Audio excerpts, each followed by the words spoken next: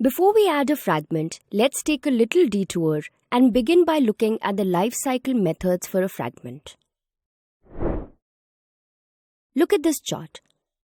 You see that these methods that we have highlighted were also present in the activity life cycle, right? They will work in the same way here as well. Next, we have these methods which are new to us. So let's look at them in detail along with a brief description about those that we have already done to get a sense of the entire flow. Looking at this chart, we know that once an activity is created, the fragment will also get added to it. First, we have the onAttach method, which is called when the fragment has been associated with the activity. The activity will be passed inside this method. Then, the onCreate will be called. Similar to the activity, this method will be called when the fragment is getting created. Now, when we write the implementation for this method, we should initialize the essential components of the fragment here so that they are retained when the fragment is paused or stopped and then resumed. Next, we have the onCreateView method. So unlike in the activity lifecycle, where the onCreate method takes care of creating the entire activity, it's a bit different in the case of creating fragments. The onCreate method for a fragment only creates the basic layout, while the onCreateView method is called when the app wants to draw the UI of the fragment for the first time. So, while writing the implementation for this method, we must return a view here that will be drawn. This view will be the root of the fragment layout. If the fragment does not have a UI, then we will return null here. Also, this is a mandatory method for the fragment lifecycle. Next, we have the onActivityCreated method, which is called when the activity's onCreate method has been called and returned. So once the activity is created, this onActivityCreated method will be called. The name actually says that as well, doesn't it? So we have looked at these methods till now. Moving on, we have the onStart, onResume, onPause, and onStop methods of the fragment, which will be called parallelly when the same methods are called for the activity. Now, once the activity is destroyed, these three methods in the fragment's life cycle will be called. Let's look at them. So the names reveal the meaning as well. First, the UI of the fragment will get destroyed, right? So the onDestroy view will be called first. This is done when the view associated with the fragment needs to be destroyed. Then the onDestroy method will be called, and then finally the onDetach method will be called. If you see here, we called the onAttach before even creating the fragment. So similarly, once the fragment is destroyed, the last thing is to detach it from the activity. Hence, we will call this method. Okay, so now that we know the lifecycle methods of a fragment, let's create one. We will begin by adding a fragment to our project. To do this, right-click on com.internshala.bookup package, which contains the main activity.kt file. Go to New, then click here on Fragment, and then on Fragment Blank. Let's give the name as Dashboard Fragment, since that is the first menu item we had made. We are going to use fragments to add screens that will open when each of these items is clicked. Keep the checkboxes for Create Layout XML checked and uncheck the checkboxes for Include Fragment Factory methods and for Include Interface callbacks. We'll keep the source language as Kotlin and click on Finish. Let the build process finish. Next, this screen will open up. Let's first clear the code that we won't need.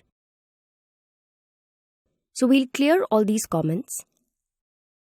Here we see that a fragment is added and there is some pre-written code here, just like we got when we added an activity. Also, since a fragment has its own life cycle, therefore the onCreateView method has also been added here. If you see here, the return statement looks a bit new. Let's simplify it and then we'll explain what we did.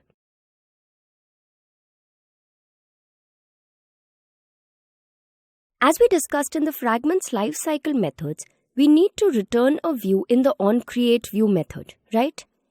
This view that we return is the parent view of the fragment. Now, if you remember, when we were writing the Kotlin code for the activity in the previous module, we used the setContentView method. In case you don't remember what it does, here is a little recap. The setContentView method extracts the layout from the layout file and then sets it to the activity's Kotlin file. For fragments, we use the layout inflator instead of the setContentView. As the name suggests, the layout inflator inflates a layout inside a fragment. What it does is that it converts a complete layout file into a view, and then we can return this view in the onCreateView method. Let's do that now. So we write this line, we have used the layout inflator here. As parameters, we first pass the layout file that we want to inflate. So we have passed the fragment_dashboard file here. The second parameter is the container. Why container? Because we want to put the fragment layout inside a container that the activity provides for us. This container is a view group that is provided by the activity. The fragment layout will simply place itself inside this view group. And last, we pass a Boolean value.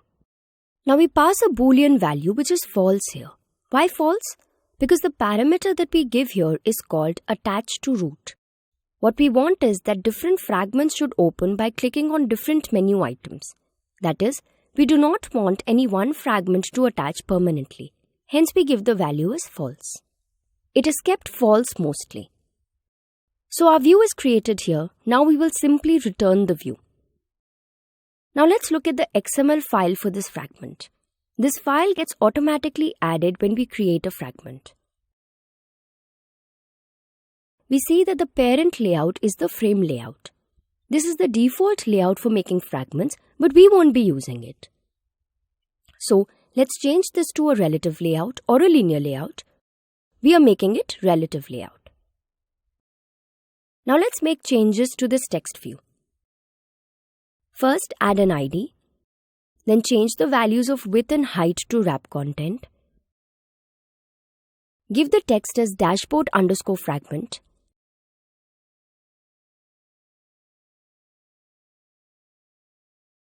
Give the text size as 20 sp and padding is 10 dp. Now let's go back to the main activity.kt file and see how we can open this fragment from the navigation drawer. So here, if you remember, we had added toasts for each menu item. Let's delete the toast for the dashboard item. Now, we need to tell the app to open the dashboard layout here. The opening of fragments is a task that is taken up by the fragment manager, and the action of opening a fragment is known as a transaction. Let's see the code for it. We'll type frag, and the options for the fragment manager will come. But we can see that this option is struck through, which means that it will soon be removed from the Android library. The updated version of this is the support fragment manager. This option. Let's select this. This line gets added. Once the transaction begins, that is the fragment opens, we will replace the frame that was added in the main activity with the dashboard fragment. And then we will commit, that is apply the transaction. We have added these two lines to do this. Now, we also want that the drawer should close once the fragment for the dashboard opens. Won't our screen look much neater then, right? To do this, we need to close the drawer once the transaction is committed. So we will write this statement to do that. Before we move on, let's understand what we did in this line. So you remember when we were adding the navigation drawer, we added a frame layout? What this layout does is that it places a frame inside an activity, and the fragment is then placed inside this frame. Now, when we change from one fragment to another, the second fragment replaces the first one inside the same frame. In this line, the dashboard fragment is replacing the blank frame. So that was about the use of the frame layout. Now let's run the app to see what we did.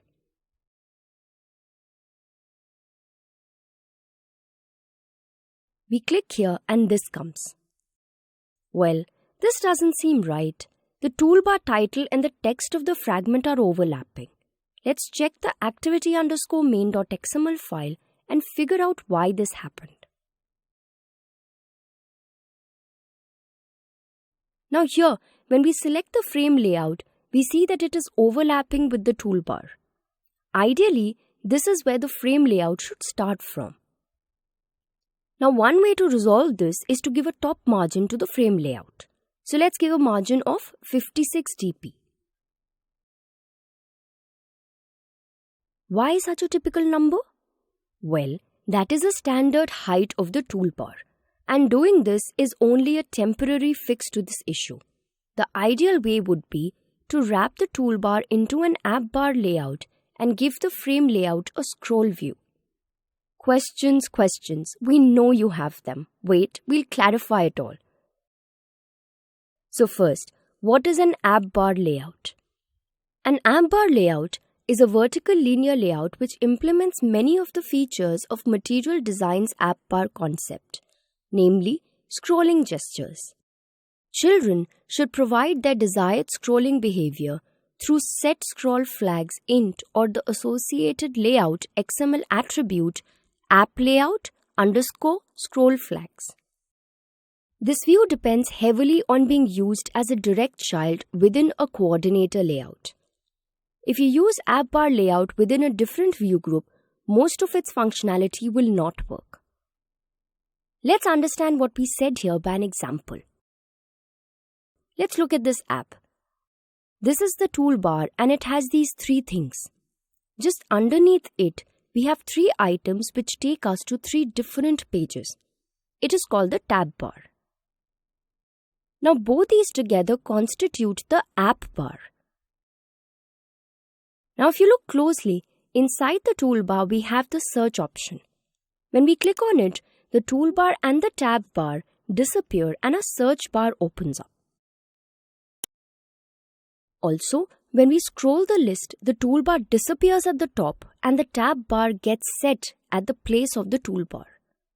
These features are the Material Design concepts provided by the app bar.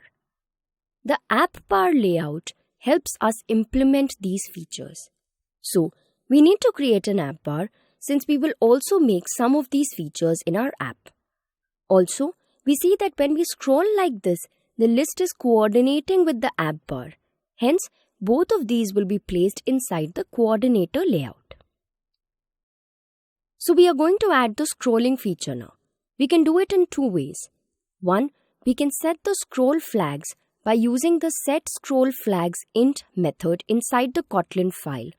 Or two, we can add the XML attribute app_layout_scroll_flags to the associated layout file.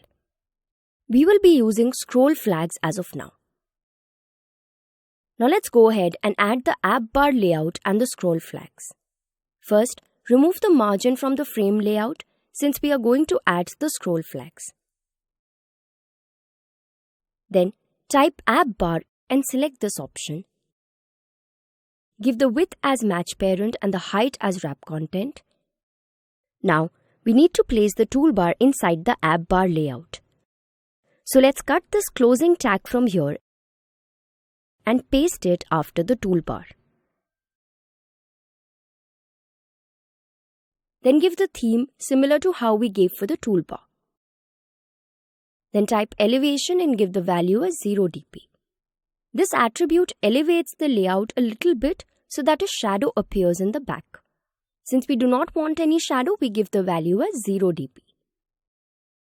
Now, we will add the scroll flags to the toolbar. Why to the toolbar? Because we want the toolbar to scroll up along with the list. We will learn more about these flags in the upcoming topics. Next, we need to add this line to the frame layout. By doing this, the fragment will start from the bottom of the toolbar and will solve the overlap problem we faced earlier.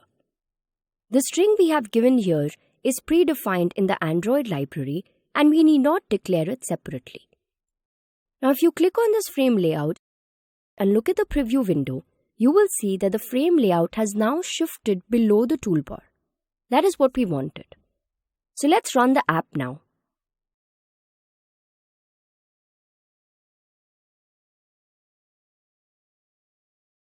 There, the fragment now appears below the toolbar. So that was all for this video. In the next video, we will add fragments for the other menu items. Click next whenever you are ready.